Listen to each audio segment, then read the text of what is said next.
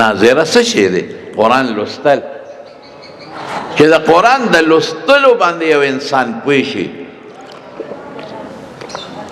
او دا د رسول الله مبارک په ډیوټو کې لومبی ډیوټي دی. ګوره حضرت ابراهیم علیه السلام چې کله بیت الله شریف جوړاو، یو ابراهیم علیه السلام و یو سره خپل بچیو اسماعیل علیه السلام، دواړه لګیا دی بیت الله جوړی. زمانونو بیت الله جوړول سره کوټ عمل نه دی، ډېر لوی عمل دی. جوړی هم د الله په حکم، الله ورته وایي دلته کور جوړ کا. نو عمل هم ډېر عظیم الشان، جوړی هم د خدای په حکم. او پیغمبران کم پیغمبران دي؟ یو حضرت ابراهیم علیه السلام، دغه وخت کې خو اسماعیل علیه السلام بچی دی، خو وروستو ته جلیل القدر پیغمبر جوړیږي چې الله په قرآن شریف کې صفت کوي. او ابراهیم علیه السلام کم پیغمبر دی په پیغمبرانو کې؟ اوهو، د الله د پاره خپل کور، خپل رشتہ دار، خپل مور، خپل پلار هر څه پرېښودل. د عراق د بابل ښار هغه ځای نه راووت، نمرود اور ته وغورځو، الله پې اور ګلې ګلزار کا، او د وطن نه هجرت وکړو راووت. د الله دپاره بادشاه سره جګړه، د الله دپاره پلار سره باس، پلار مور هر څه پاتې شو. قسم دی د خپل وطن نه هجرت کول، هغه خاورې چې بنده پکې خړپوسې کړي هغه پرېښودل ډېر ګران کار. بیا راغې کوم خوا؟ شام ته. لار کې هم ډېرې خطرې واقع شوې، شام ته راورسېد. د شام نه وایه خپله بیبي هاجره، ورسره ماشوم بچی اسماعیل، د الله په حکم راولیو بیت الله سره پرېږدي. بیت الله روانه شوي وو، صرف ویښ کې بنیادونه شته او نور هېڅ هم نشته، بنیادونه هم د خټې. دا آسان کار؟ د شام نه مکې ته راځه، دا د چا په حکم؟ د الله په حکم. الله ورته وایي بوځه دا بیبي دی. نور چلونه هم الله له ورتلل، دا نه چې نه ورتلل، لیکن د الله حکمتونو په دې کې راوسته. او دا ماشوم بچی اسماعیل شیرخوار بچه، او دا بیبي پیغله یو اونه و شاړه اونه و ځنګلي د هغې لاندې کېنول، یو رکوټې غوندې د اوبو بتکې او لږ ستوان او څه خوراک یې ورته پرېښود او دې ته روان شو. دشت و بیابان دی د مارون، په سلونو میله انسان نشته، کوټه نشته، سمسه نشته، غار نشته، خوراک نشته، هر څه دې کې کیدی شي. بیماری چې راځي څه به کوي؟ ابراهیم علیه السلام تم پته وه چې دا اوبه به لږې ورځې پس ختمې شي یا 3-4 ورځې پس زما ښځه زما بچی به څه کوي؟ او دا هم ورته پته چې دا خوراک به 4-5 ورځې پس ختم شي، دا ښځه بچی به څه کوي؟ دوی به څه خوري؟ دلته خو باران که شو په دوی به غریبانان څه کوي؟ په دوی به شپه هم راځي، بجلی لاټین هغه زمانه کې ډیوه کې دغلته شته دی نه، دوی به چا ته فریاد کوي؟ په دې زمرې هم راتلی شي، شرمخ هم راتلی شي، خو په الله یقین. دا ښځه او بچي چې دغلته پرېښودل دې ته روان شو، نو دا ښځه ورپسې روانه شوه، ویله من تدعونه، چا ته به پرېږدي؟ مونږ به په دشت و بیابان کې پرېښودو، مونږ به دلته څه کوو؟ دلته ستا څوک دی چې ته ورته مونږ پرېږدې؟ زما څوک دی چې ته ورته مونږ پرېږدې؟ دا چې شپه شي په تیاره کې به دا څه کوي؟ یوازې دشت و بیابان دی، مار لړم راتلی شي، باران، زول، طوفان، ګلی، دلته خو کوټه نشته، زه به څه کوم؟ د بچي سره به څه کوم؟ شرمخ هم راتلی شي، زمرې هم راتلی شي، ځنګلي حیوانات هم راتلی شي، غله او ډاکوان هم راتلی شي، په میلونو څوک نشته، د اوبه او د خوراک چې خلاص شي، زه به دې بچي سره څه کوم او زه به څه کوم؟ دلته څوک چا پسې به منډې وم؟ انسان دې که ناجوړه شي څه به کوې؟ ابراهیم علیه السلام ډېر په زړه نرم و. قرآن شریف کې الله فرمایي ان ابراهیم لأواه حلیم، صابر هوښیارم ډېر و. حلیم حلم نوالی صبر، حلم نوالی هوښیار، ډېر هوښیارم و ډېر صابرم. او الله ته به یې زاري کوله، آه به یې کول، غږ نشي کولی، غریب روان دی. ښځه بیا ورپسې روانه ده، ای سړیه تا ته ویم که نه مونږ چا ته پرېږدې؟ های های پړه به د ابراهیم علیه السلام څه تېرېږي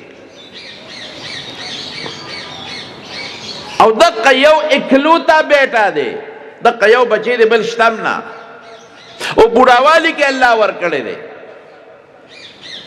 ګوره په الله ایمان چې مولانا صاحب درته د ایمان خبره وې په الله قسم که د ایمان نه لوی نعمت شته د هغه زړه کې یو مضبوط ایمان پروت دی هوښیار قابل دی ماشوم نه دی پیغمبر دی ولقد آتینا ابراهیم رشده من قبل وکنا به عالمین الله تاکید سره وي تاکید سره طالبان پې پوهېږي چې موږ ته مخکې نه ابراهیم پیژندلی موږ وله پړه کې رشد او هدایت اچولو موږ ته پته وه چې دی د کمې قبیلې دی ورپسې روان دی اته مخکې دی بیبي ورپسې ده ای ابراهیم الی من تدعونی الی من تدعونا موږ چاته پرېږدې دلته په دې دشت و بیابان کې به څه کوو مروه طرف ته باب المروه چې نن سبا ده دقې پورې دی مخکې دی بیبي ورپسې ده دا اوازونه کوي ای ابراهیمه چاته مه پرېږدې د ابراهیم په زړه څه تېرېږي اخره کې بیبي د لمن نه رونیوه تا ته وې ما وینې خبره اورې که نه تا ته وې موږ چاته په دې دشتو بیابان کې پرېږدې موږ به څه کوو بس بیبي هوښیاره وه الله امرک بهذا اے ابراهیم دا درته الله ویلی دي ورته پته وه چې خاوند خو مې غږ نشي کولی ابراهیم علیه السلام سر وړقو په خوله غږ نشي کولی جړا ورځي نعم او الله ویلی دي بس ښځې لمن پرېښوده او را روانه شوه اذن لا یذیعنا یا لا یضیعنا بس الله به موږ نه ضایع کوي زه په مخه دی ښه دې ته مړونو یقین وی دې ته ایمان وی بس خاوندم لار او بیبی الله باندې یقین دی چې الله ویلی دی مونږ به الله نه ضایع کوي واقع چې الله غواړي په هغه دشت و بیابان کې بوادن غیر ذی زرع ابراهیم علیه السلام قرآن ذکر کوي ایس نشتا نه خوړ شته نو بشته نه لختې شته نه بوټې شته نه ځنګل شته نه کوټه شته نه غار شته نه انسان شته په هغې کې الله پاک اسماعیل نه علیه السلام نه کوم شخصیت جوړ که بیت الله الله جوړ که واه واه او د دې قربانۍ نه بله غټه قرباني څه ده چې بیا ابراهیم علیه السلام راغی اسماعیل ماشوم د 12 کالو دی 12 سال او ورته وی بچې زه چې ځو مینا ته بوته او بیا ورته څه وی ای بچې انی ارا فی المنام انی اذبحک فانظر ماذا ترى بچې خوب وینم او د پیغمبر خوب وحی وي خلاصې دا چې الله حکم کوي چې دا بچې حلال کا اوس به څه کوې پیغمبر ته چې الله خبرو کې دویمه پکې نه دویم ټکې نشته اوس خو چې زوی ته وایي ورشه بچی د پلان کې دی ته بابا ساره بل یاره دا شی بخي شل جواب درته درکوي پیغمبر کې دویمه خبره شته دی نه ولې که الله ورته وایي چې زوی حلال کا نو ابراهیم علیه السلام دا ویلي شو ګناه نه وه یا الله یو سوال درنه کوم خدایه په دې حکم کې ترمیم راوله که گناه نه ده که دا سوالو کې الله بالکل زدا حکم به پورا کوم زوی به حلالوم خو الله بوډی ما او دغه یو بچی مې او نیازبین پروردګار هغوی په خپله به حلالې اوهو الله دا ترمیم راوله که دا زما په ځای بل څوک حلال کړي څنګه وایي زما لاس په زما بچي له څنګه ورځي الله دا طرف نه حکم دی دویمه نشته پکې ټیک ده او بچی ته څه وایي بچی څه دی خیال دی الله حکم کوي چې زوی حلال کا بچیم دا ویلی شي چې بابا ته خو بوډا یې ته به ما څنګه حلالې لاس به دې نه رپي ستا لاس په ما له راشي بابا الله ته درخواست وکړه یمحو الله ما یشاء ویثبت وعنده ام الکتاب الله محو اثبات کوي نسخه کوي الله ته درخواست وکړه چې دا ما دا مرګ نه بچ شم بابا څنګه به حلالې لیکن بچے وته سوي یا ابت افعل ما تؤمر ستجدنی ان شاء الله من الصابرین. بابا چې څه اډر دی په عمل کاوه،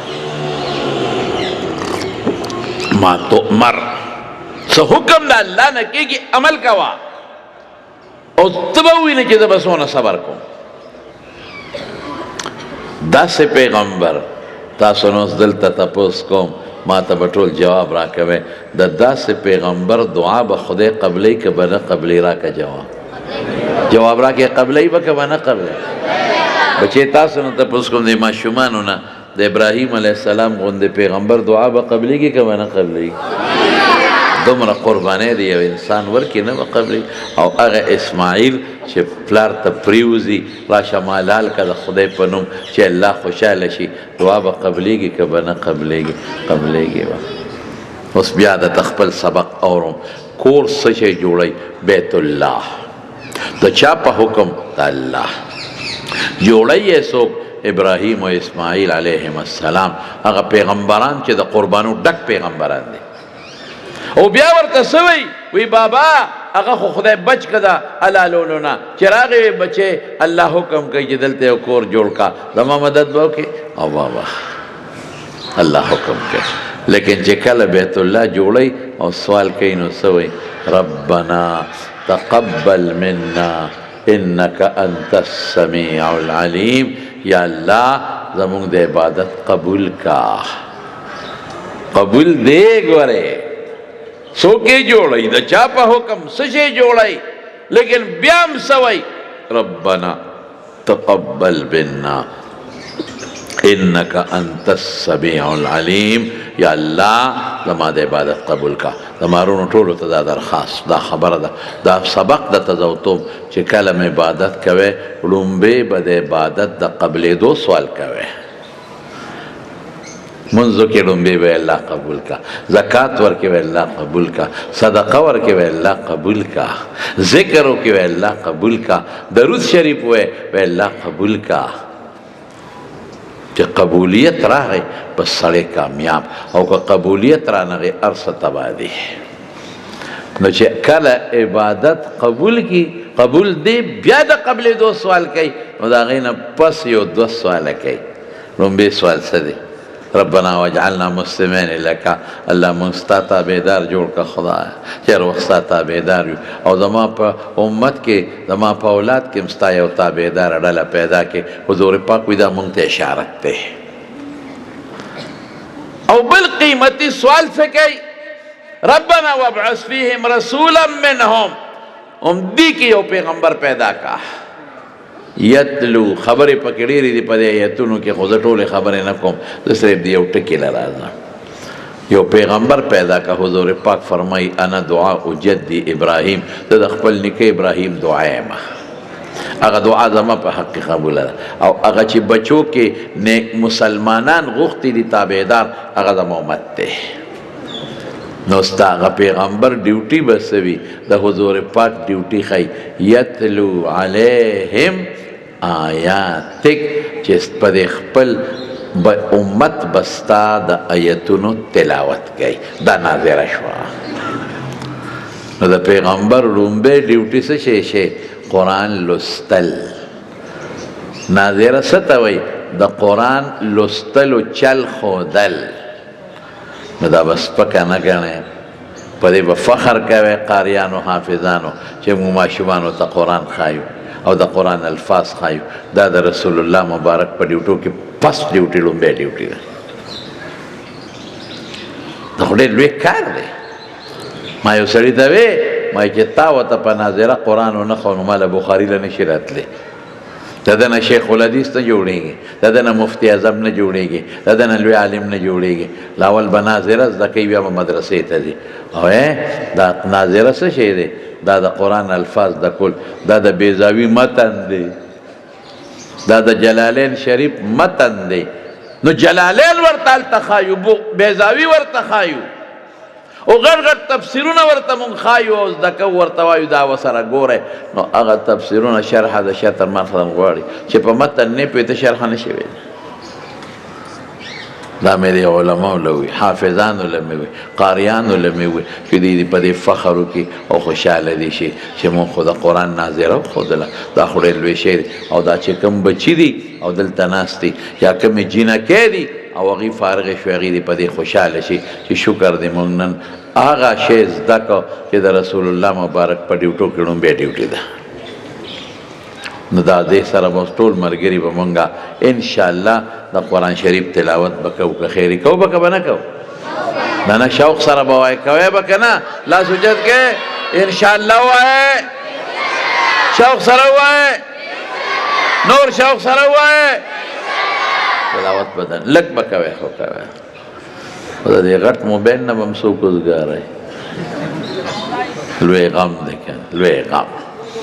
پخوا به چې استاد جي سار منځو که نو دا بوډاګان به ټول جومات کې کېناستل، دیوال ته به یې ډډه ووهله او یا به ستن ته ډډه ووهله او چا به تسبیح اړولې او چا به د قرآن تلاوت کو او ماشومان به لګیا وو. امام صاحب به محراب کې راتاو شو او امام صاحب به هم لګیا و او ماشومان به راتلل او قرآن به یې ورته ښه. اشراق مونځ به وشو، بیا به ټول تلل. صاحب اوس چې سلام وګرځي هر یو منډه وي، یو سلام یې ګرځولي بل لا پاتې چې موبایل یې ریستی په منډه رواني. اکثر پیزار کې ډغرم وخوري، اکثر بل له په ډغرم ورشي. تلاوت پاتې دی د موبایل د لاس، ذکر پاتې دی، درود شریف پاتې دی او مولوي صاحب دې هم نه خفه کېږي. استاد جي چې شا راوګرځئ قبلې ته او استاد طالبان ماشومانو ته مخکې نو دې وړو منیټران مقرر کړي، خپل موبایل ګوري. لسو پنځه لسو یو منیټر مقرر کړي، هلکه دوی ته سبق ښایه، هلکه دوی ته ښایه، هغه دوی ته ښایه. هغه په محراب کې ځان له لګیا دی، خپل موبایل یې راغېښتی کشه یا کشو کشه. لوی غم دی په خدای خینو کې. مونږ هم د کار وویستو، تاسو هم د کار وویسته. تبۍ ده دا موبایل ته او ما ته مخکې ورځو کې یو سړی را سره یو واده کې میلاو شو. یو سړی هلک راغی ما ته دا پیژنئ جي دا پیژنئ؟ ما دا خدای که امریکې نه برطانیې نه را کله سعودي نه را سړي ته ګورم سړي مکمل هغه ګیره څه کوي چې برېت یې ورپسې خریلې دي، سر یې ورپسې خری او پتلون متلون یې چول مشته او هغه ما ته را تر غاړه و ډېر په مینه دا سټ یې ښکلم کړم. بیا مې سټ مګه ولې مې مګه درته یې ویم وی دا پیژنې؟ ما خدای پاکه داسې په اندازه وی لکه چې دا سړی چې ته د اووم اسمان نه راکوشو دا څه شی دی؟ یاره مې خیال کې هم نه دا جي پلان کې ټیک ټاکر دی. ته مې خدای دې بې خوباسه ټیک ټاکر نه ډم دی. سړی مونږ له سټ ښکل کړو چې دا پاک کو. ما وی که حجر اسود دی چې ښکلې کو او که مقام ابراهیم دی او که د بیت الله نه اسرار ټیک ټاکر څه دی؟ نیم بربند خلکو ته ځان ښیي او جینکۍ ځان ته بربنډۍ کې ښیي. فخر کوي بعضې سړی زما لور ټیک ټاکره ده. هلکه په دې ټیک ټاک باندې دین ور واچوه. شته بعضې کسان شته چې هغه په دې ټیک ټاک سم خدمت کوي، لیکن اکثریت پہ یو بل سره کنځلې د یو بل اندامونه کتل، بربنډتوب پې خورئ. په خدای چې زمونږ دا کشر کول یې تباه و برباد کړ، غرق یې کړ. ټول د سترګو په ګناه کې مبتلا دي، ټول د غوږ په ګناه کې مبتلا دي. سکول ته پاتې، سبق ته پاتې، ټول ورځ دغه غټ موبایل دی او ټیک ټاک دی او ټیک ټاک دی او دا غټ موبایل دی او ټول فلمونه او سندرې او دا څیزونه پې ټول اوري. بچې دا ماشومان دا ټول ټیک ټاک خو پیژنې بچې که نه؟ او نه ما ته پته ده خو پوره استادان یې تاسو پکې سپیشلایزیشن کړی دی. دونه موږ نه پوهېږو لکه څنګه چې دا ما واړه نو اوسي دي که نه د لوڼو بچې مې دي. چې کله راشي ما نه دا موبایل وتښتی هلته لګیایي پکې او کله یو شی راغله یا خدای نیکبختو زه پې اوسه پورې نه پوهېږم او تاسو پې پوهېږئ. دا ماشومان نه دي دا واړه، دا ډېر بلاګان دي. یو شی ورته معلوم دی، دومره مونږ ته نه دی معلوم. بچې په موبایل که ټیک ټاک هم استعمالوې نو ښه شي کې استعمال کا. قرآن زده کا، تفسیر پې زده کا، حدیث پې زده کا، د علماو بیانونه پې ووره، تلاوت پې ووره، نعتونه پې ووره، دین پې خور کا، دینی خبرې پې خلکو ته شیر کا او خورې کا. خود دا مهرباني وکړه چې د بېدینۍ نه ځان ساته په بېدینۍ کې دا مې استعمالوه بېدینۍ نه مو پکې ځان ساتې نن ټول په بېدینۍ کې لګیا یې پخوا به صاحب راکوټې موبایل و خلکو سره نو یو بل سره به پې خبرې کولې نو لیدل به یې نه اوس ورو ویډیو کال باندې لکه وجینه یو بل سره خبرې کوي دې فتنو ته نن بند چا چولی دی الحمدلله زموږ علماو اچولی دی ته لګیا اوسه او په موبایل خلک ګمراه کوه زما علما زما قاریان زما طالبان او زما حافظان به لګي او ستا بچو ته به په دغه ژبه د خدای قرآن جاري کوي که خیر انشاءالله او په دغه سینو کې به د خدای قرآن ورچې حافظان به جوړوي که خیر انشاءالله دومره حافظان مخکې نه پیدا کېدل په کال کې په زرګونو حافظان پیدا کېږي په لکونو ناظرې والا پیدا کېږي په زرګونو عالمان پیدا کېږي که خیر انشاءالله العزیز او د حق سره الله مدد کوي